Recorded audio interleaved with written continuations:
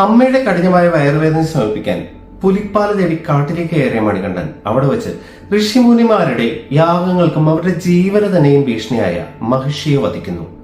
ശാപമോഷം കിട്ടിയ മഹിഷിയിൽ നിന്നും അതീവ സുന്ദരിയായ ലീല എന്ന പെൺകുട്ടി പുറത്തേക്ക് വന്ന് മണികണ്ഠനോട് വിവാഹാഭ്യർത്ഥന നടത്തുന്നു.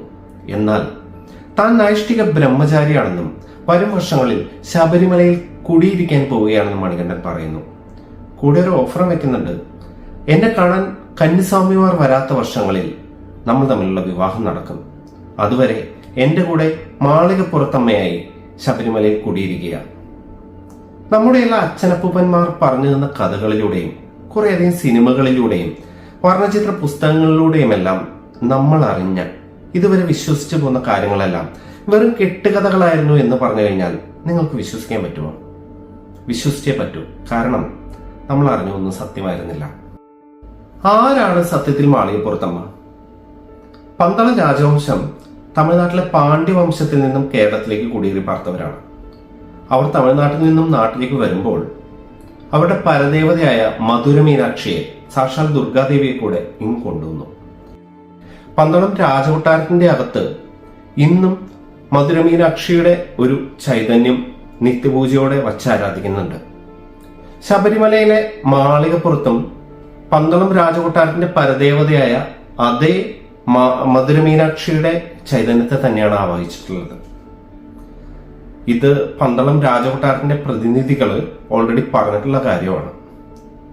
അപ്പോൾ ശരിക്കും പറഞ്ഞു കഴിഞ്ഞിട്ടുണ്ടെങ്കിൽ മാളികപ്പുറത്തമ്മ എന്ന് പറയുന്നത് നമ്മൾ ഇതുവരെ വിശ്വസിച്ചു പോന്ന പോലെ അയ്യപ്പസ്വാമിയെ വിവാഹം കഴിക്കാൻ കാത്തിരിക്കുന്ന യുവതിയോ അല്ലെങ്കിൽ കാമുകിയോ ഒന്നുമല്ല. അയ്യപ്പസ്വാമിയുടെ പരദേവതയാണ്. സാക്ഷാൽ അയ്യപ്പസ്വാമിയുടെ മാതൃസ്ഥാനത്താണ് മാളികപ്പുറത്തമ്മ ഇപ്പോൾ ഉള്ളത്. അതുകൊണ്ട് തന്നെ മാലയിട്ട് പോകുന്ന ശബരിമലയ്ക്ക് പോകുന്ന ഓരോ അയ്യപ്പന്റെയും മാതൃസ്ഥാനത്ത് തന്നെയാണ് അമ്മയുള്ളത്. അതുകൊണ്ടായിരിക്കും ഒരുപക്ഷെ മാളികപ്പുറത്തമ്മ ദേവിലോകം മാതാവ് എന്ന് നമ്മൾ ശരണം വിളിക്കുന്നത്. അപ്പോൾ മകരവിളക്കിന് ശേഷം ശരംകുത്തിയിലേക്ക് നടത്തുന്ന മാളികപ്പുറത്തമ്മയുടെ എഴുന്നള്ളിപ്പോ അതിനെന്താ ഒരു എക്സ്പ്ലനേഷൻ? സത്യത്തിൽ ശബരിമലയിലെ മാളികപ്പുറത്തമ്മയ്ക്ക് ഒരു എഴുന്നള്ളിപ്പില്ല എന്നുള്ളതാണ് സത്യം. മകരവിളക്കിന് ശേഷം നടക്കുന്ന എഴുന്നള്ളിപ്പ് മാളികപ്പുറത്തമ്മയുടേതല്ല, മറിച്ച് അയ്യപ്പസ്വാമിയുടെ എഴുന്നള്ളിപ്പാണ്. അയ്യപ്പസ്വാമി അങ്ങനെ ശരംകുത്തിയിലേക്ക് എഴുന്നള്ളുന്നതിന് പ്രധാനമായിട്ടും 2 തിയറീസ് ഉണ്ട്. അതില് ആദ്യത്തെ തിയറി, അയ്യപ്പസ്വാമിയുടെ ഉത്സവം നടക്കുന്ന സമയത്ത് ശബ്ദ കോലാഹലങ്ങൾ കൊണ്ടും അതുപോലെ അവിടുത്തെ വെളിച്ചം കൊണ്ടുമെല്ലാം ഡിസ്റ്റർബ്ഡ് ആവാതിരിക്കാൻ വേണ്ടി മലദൈവങ്ങളെയും അയ്യപ്പസ്വാമിയുടെ ഭൂതഗണങ്ങളെയും കുറച്ച് ദിവസത്തേക്ക് കാട്ടിലേക്ക് പറഞ്ഞയക്കുന്നു എന്നുള്ളതാണ്.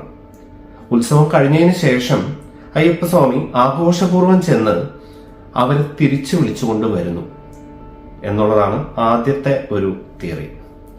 ഇനി രണ്ടാമത്തെ ഒരു തിയറി, അത്രയും ദിവസം ഉത്സവത്തിന്റെ കാര്യങ്ങൾക്കൊക്കെ ആയിട്ട് അയ്യപ്പസ്വാമിയുടെ കൂടെ ഉണ്ടായിരുന്ന ഭക്തർ, അയ്യപ്പനെ കാണാൻ വന്നിട്ടുള്ള ഭക്തരെ തിരിച്ച് യാത്രയാക്കുന്നതിന് വേണ്ടി, അവരെ ഒന്ന് സീ ഓഫ് ചെയ്യുന്നതിന് വേണ്ടി അയ്യപ്പൻ മലയിറങ്ങി അവരുടെ കൂടെ ആഘോഷമായി പോവുകയാണെന്നും തിരിച്ചു വരുമ്പോൾ തന്റെ കാനനവാസത്തിലേക്ക്, തന്റെ യോഗനിദ്രയിലേക്ക് അയ്യപ്പൻ നിശബ്ദനായി തിരിച്ച് വന്ന് കയറുന്നു എന്നുള്ളതാണ് രണ്ടാമത്തെ തിയറി. ഇതിൽ ഏത് തിയറിയാണ് നിങ്ങൾക്ക് വിശ്വസിക്കാൻ ഇഷ്ടമെന്ന് നിങ്ങൾ കമന്റ് ചെയ്യുക. ഇക്കഴിഞ്ഞ കാലങ്ങളിലെല്ലാം നമ്മൾ ചിലതെങ്കിലും വിശ്വസിച്ച് പോന്നിട്ടുള്ള ഈ കഥകളെല്ലാം ശബരിമലയിലെ യഥാർത്ഥ ആചാരങ്ങളുമായിട്ട് വലിയ ബന്ധമൊന്നുമില്ലാത്ത കെട്ടുകഥകളായിരുന്നു. അന്ന് തന്നെ സത്യമറിയാവുന്നവർക്കും അധികൃതർക്കും അതുപോലെ ഭരണാധികാരികൾക്കുമെല്ലാം വേണമെങ്കിൽ നിങ്ങൾ അറിഞ്ഞതൊന്നും സത്യമല്ല എന്ന് വിളിച്ച് പറയാമായിരുന്നു, നമ്മളെ അറിയിക്കാമായിരുന്നു. പക്ഷെ അവരത് ചെയ്തില്ല. എന്തുകൊണ്ടോ അത് ചെയ്തില്ല. ശബരിമലയിൽ ഞാൻ ആദ്യമായിട്ട് പോകുന്ന സമയത്ത് മലയിൽ നിന്ന് തന്നെ വാങ്ങിയിട്ടുള്ള ഒരു വർണ്ണചിത്ര പുസ്തകമുണ്ട്. അതിലെല്ലാം ഈ സോ കോൾഡ് ഫേക്ക് സ്റ്റോറിയാണ് ഉണ്ടായിരുന്നത്. അന്ന് എന്തുകൊണ്ടായിരിക്കും സത്യം അറിയാവുന്നവർ അതിനെല്ലാം മൗനാനുവാദം കൊടുത്തത്? ഒരുപക്ഷെ ഒരു മാർക്കറ്റിംഗ് സ്ട്രാറ്റജി ആയിരുന്നിരിക്കും അല്ലേ? ഒരു കാലം വരെ മകരജ്യോതി താനെ തെളിയുന്നതല്ല എന്നുള്ള സത്യം മറച്ചു വെച്ചൊരു പുകമറ സൃഷ്ടിച്ച പോലെ അതൊരു മാർക്കറ്റിംഗ് സ്ട്രാറ്റജി ആയിരുന്നല്ലോ. അതുപോലെ വേറൊന്ന്. എന്തായാലും ഇനിയുള്ള കാലം സ്വാമിയെ കാണാനായിട്ട് മല കയറുന്ന അയ്യപ്പന്മാർ സത്യമറിഞ്ഞ് മല കയറട്ടെ. നിങ്ങളുടെ അഭിപ്രായം കമന്റായി രേഖപ്പെടുത്തുക. വീഡിയോ ഇഷ്ടപ്പെട്ടു കഴിഞ്ഞാൽ ലൈക്ക് ചെയ്യാനും സബ്സ്ക്രൈബ് ചെയ്ത് സപ്പോർട്ട് ചെയ്യാനും മറക്കാതിരിക്കുക. നന്ദി, നമസ്കാരം.